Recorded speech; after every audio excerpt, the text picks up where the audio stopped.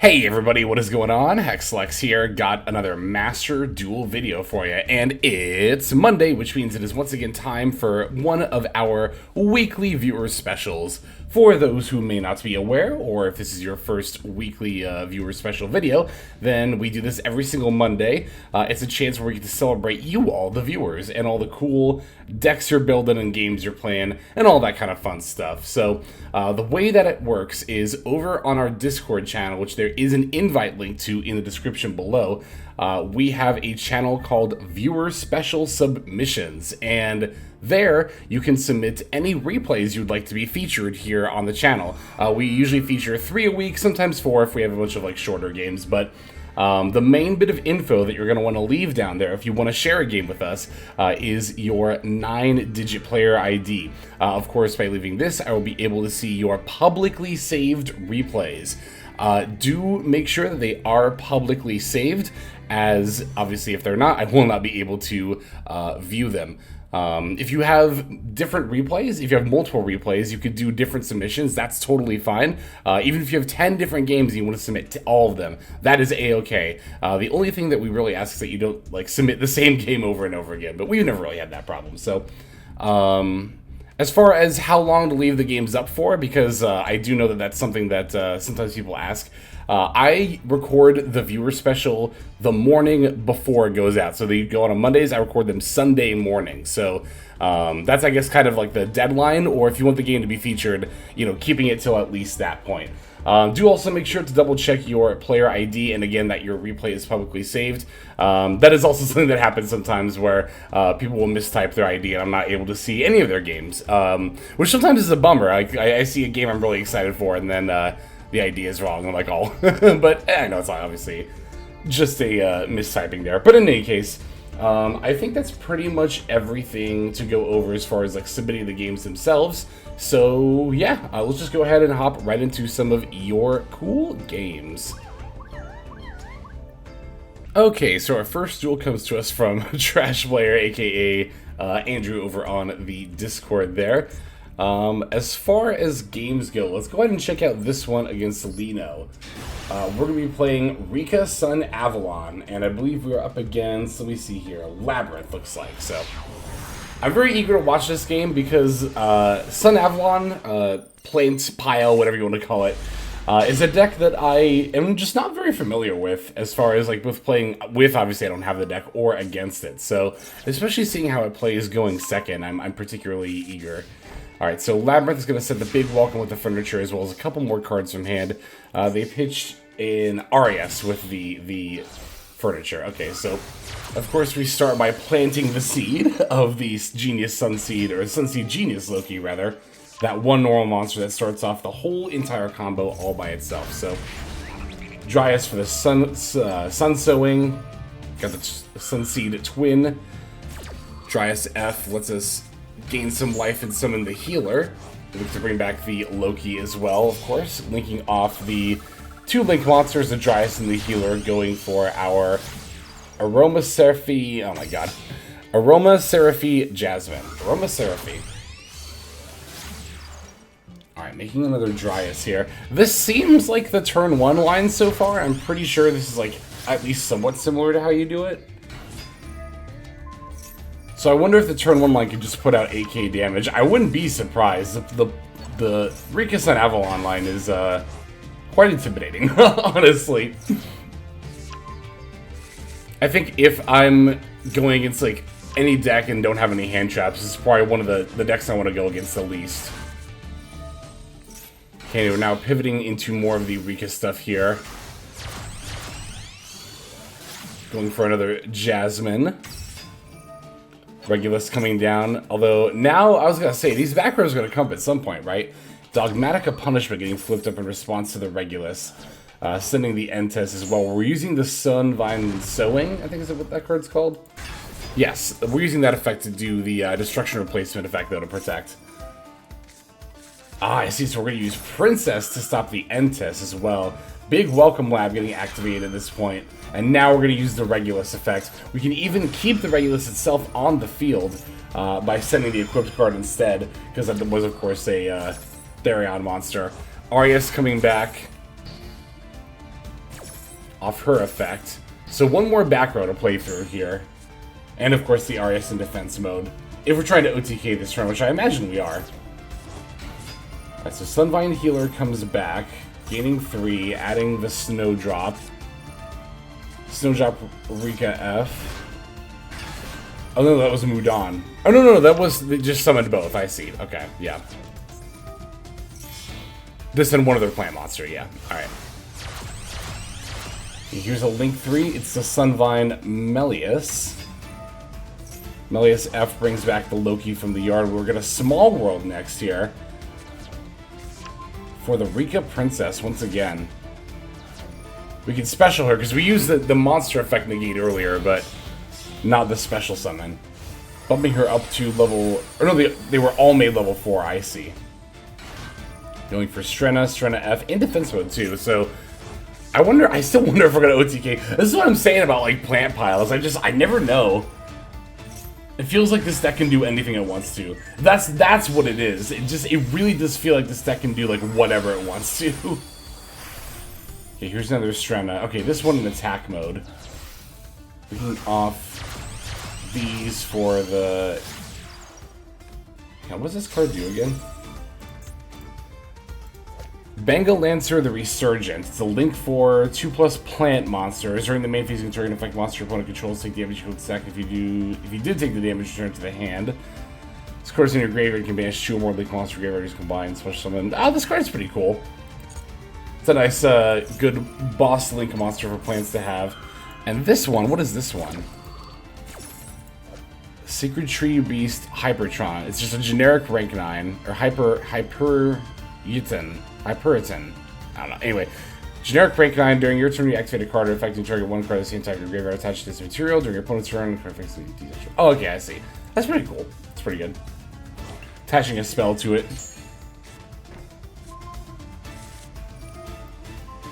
Bouncing their Arius, taking the damage. And yeah, now we can swing in for battle and just OTK them here. This deck is scary. Oh my god, this deck is so scary. I wonder what their last face down card was, but not that it really matters at this point because they are thoroughly finished. Oh, Rika-san Avalon. It's one of those decks there was a point in time where I was actually pretty close to trying it out, but I don't know if it was a new pack came out or whatever, but yeah, I don't know. This deck is very, very intimidating, both from a standpoint of playing against it and, like, thinking about trying to learn it. But, of course, once you do know the deck well, you can do, again, just, like, pretty much whatever you want. It seems like with even the most basic of openers, right? So, good stuff. Thank you, Trash Player, for that submission. Let's go ahead and take a look at our next duel. Alright, so our next game comes to us from Toadette, who is going to take us back to TOS format, as we are going to be watching a game with Striker Orcust. And let's see here, got a few different options. Let's check out this one against Paleozoic. So I do see the Sky Striker cards here. Got the Orcust stuff as well. So it looks like we're using the Sky Striker spells to help support our Orcust plays. Okay, opponent's going to take the first turn here. Our opening hand looks pretty solid. They're going to begin with a Trap Tantalizing Tune, which should definitely give away, I think, right off the bat they are on Paleo. We're calling 2 here. See, it looks like Toadette is well aware of the same. Ooh, that was really good that they only got to mill the 3 cards. That was a good reasoning for us. That was a bad reasoning for them, but, okay, they're going to set 4, draw phase Morella, send the transaction rollback. I did see a Needlebug Nest go in there, and they have one set, looks like, as well, so... Set Needlebug Nest activating Morella in response. We get to Max C in response to the Morella, so that's pretty good. That is, I guess, one nice thing about playing against Paleo. You get to Max C on your turn, and then you get to have the cards, you know, you get to start drawing cards, like, and then using them on your same turn. That last one milled a Paleozoic Dino Miscus and another Needlebug Nest. Oh, no, that was the one that was activated. Looks like it was another transaction rollback. Wow, that's pretty unlucky. Okay, Tiding, bringing back Laundry in response to us using Girasu to send Harpor. Laundry milling 3. The 3rd transaction rollback and 2 copies of Paleo Olanotis were in there, so that's very unlucky for us. Going into that Royal Galatea, using the Orchestrated Nightmares effect to send the Laurel Legacy Key. That was the symbol skeleton, I believe, that sets the field spell there. Now we get to overlay Ding Girisu on top of our Galatea. Ding F, we're going to activate. They're going to chain the destructive Karma Cannon, as well as, of course, the Dino-Miscus effect to bring itself back. It's a good thing Paleos are wins and not ifs, so that you can't just bring all of them back off one trap card. That would be absurd. Sending their last card, which is Rise to Full Height, which means we are not going to be able to win on this turn, pretty much no matter what. For those who might not be familiar with the card, Rise to Full Height has a graveyard effect that says you can target one monster you control. Your opponent's monsters cannot attack for the rest of this turn except to attack that specific monster. So, by putting Ding in the EMZ, it looks like we're able to go into our engage here, getting the search and the draw, because of course we have probably far more than enough spells, or maybe exactly enough. We have exactly enough, wow. I just assumed with all the graveyard stuff we were doing. Alright, there's a symbol skeleton. Bringing back the Ding, setting to the World Legacy World Wand, I believe that was, bringing back the skeleton. And then we're setting the last card before passing. Alright, so they do have those transaction rollbacks in the yard. That is something to be mindful of. It might not seem like they have too much because they don't have any set cards, but they can also go, of course, into the Opabina to add another Paleo trap card. Getting another Morella, that makes sense. We can activate Morella from hand, or they can, rather, because of the Opabina effect. We're cheating the call by here on the targeted Dragon Soldiers. Just good to keep materials off their board in general. They're sending Elemental Burst, which is probably getting activated right here. Yep. So there goes our entire field. Now Trap Tantalizing Tune is going to shuffle the banished rollback back into the deck. We get to banish our own counter trap card to add a Girisu, which is pretty nice. Opabinia swings in, not doing any damage, but I imagine, yep, is going to get overlaid into a Zeus here. Well, downward and then Zeus. Yeah, so it's interesting. We're in a somewhat simplified game state, but again, the Paleo deck with their graveyard just has access to so many more resources, right? There's still one transaction rollback in here, and all these Paleozoic trap cards as well. Alright, so Trap Trick was the last card. That's pretty bad for us, honestly, because now it means they get to set something else, whatever they want to, and activate it, and bring back more Paleo monsters when they do. Alright, looks like they're setting the Paleozoic Lenicolia, which is the one that returns a banished card to the graveyard, yeah. Alright, Ding coming back. So they're going to put their thing back into the yard, and then also Dino-Miscus and Zeus here. That actually makes sense, because... Oh, but we have the Droplet, of course! I was going to say, it makes sense to Zeus here to minimize, like, how many Paleo monsters you're losing out on, but it's not really going to ultimately matter, as of course the Droplet will stop that Zeus right in its tracks. They are of course putting the rollback back into the graveyard, so you have access to yet another one.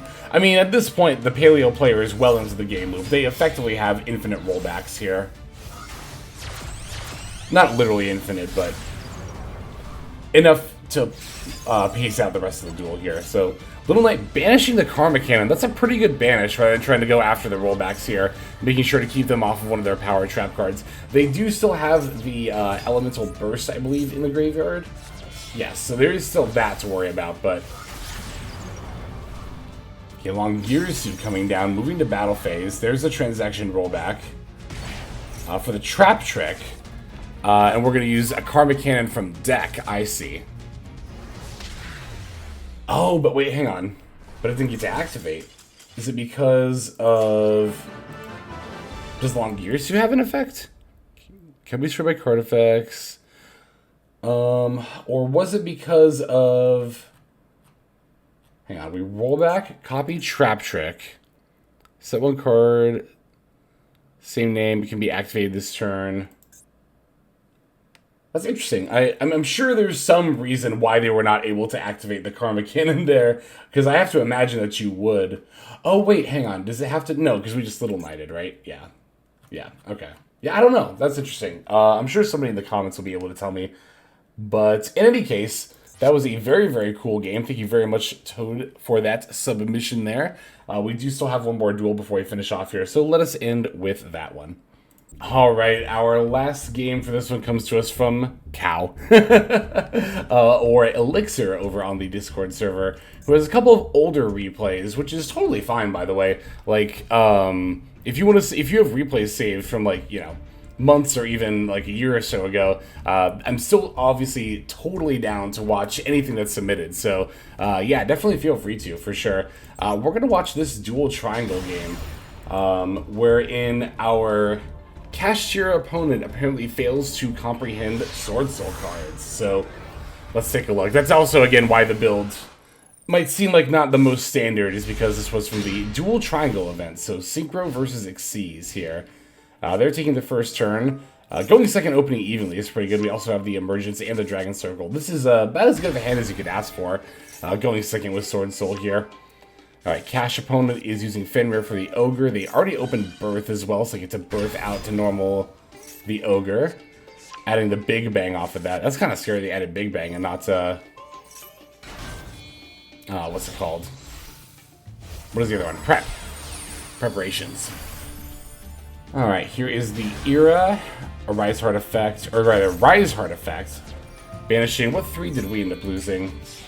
Nothing important. So they do get to make the Rise Heart as well.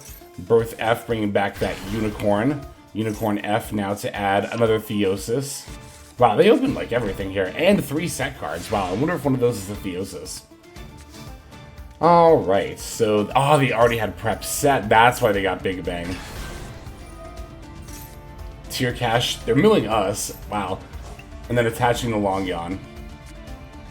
Alright, so we're leading with the Emergence here for yet another Long Yawn. Of course, the Rise Heart effect's going to activate. Yep, I was going to say, I have to imagine we move to battle phase here next. Evenly. Oh, no. Oh, no. No, no. Don't do it. Don't attach the Evenly. Oh. Or banish it or whatever they're doing. But yeah, that's exactly what they're doing. Now they have to give up their whole field. Oh, that's, yeah, that's definitely a bit of a failure to understand how the card works. But yeah, so for those who don't know, the evenly match, so the way that it reads is, at the end of your battle phase, if your opponent controls more cards than you do, you can make your opponent banish cards from their field face down. Here's the important part. So they control the same number of cards as you. So if your opponent's flipping evenly and you have a card that like destroys a spell or trap card, for example, right? You know, it might be tempting to be like, oh, well, this is going to get banished anyway, so I'll just flip it. But no, because as we can see, if they remove the evenly, then as the evenly is resolving, you have 0 cards on the field, meaning that the other player must then banish until they have 0 cards on the field, instead of the 1 they would have gotten to have kept if the evenly had stayed on the field. So yeah, that is definitely something to make sure that you watch out for and not do. I feel like it's something we all typically learn the hard way. I feel like I did. I feel like I had a moment where I did that to evenly and then I was like, oh no. So good stuff. Thank you for that submission, Cow/Elixir. And thank you in general to everyone who submitted, of course. It is always nice to get those games in, and we could not do the viewer special series without you all submitting duels. So thank you very much. But that is going to end up doing it for this one. Let's go ahead and move now to our outro. Hey everybody, Hexlex here. Just want to give you a huge thanks for watching all the way to the very end of the video. Believe it or not, that is actually one of the best ways that you can support the channel, is by watching the videos in their entirety. But there are many ways in which you can support the channel if you are so interested. The names that you're seeing on screen here, I gotta give an extra special thanks to, because these are people who have chosen to either become a member on YouTube, which if you're interested you can do as well via the join button next to the subscribe button down there, or have signed up over on Patreon and become members there. Link to that is going to be in the description below. Without the support that is being offered by, again, all the people that you're seeing on screen right here, I would not be able to take the time to dedicate to uploading daily YouTube videos. So thank you so very much. But there are also other ways you can support as well. Again, link to the description below. If you like my deck tracker that you'll see in a lot of my videos, the Untapped Companion, you can download that for free, and if you use my affiliate link down there, then that also goes a long way towards supporting the channel. That's, again, free. So is subscribing here on YouTube. That's also free and a huge way to support. You can also check out Twitch, once again linked in the description below. Following and subscribing over there will not only support as well, but also give you notifications of when I go live if you want to catch some of the live streams. But really, no matter how you choose to support, it all adds up and it all definitely means the world. So thank you, each and every one of you. For now, this is Hexlex. I'm going to be signing out, but more than that, I'm hoping that you have a fantastic day.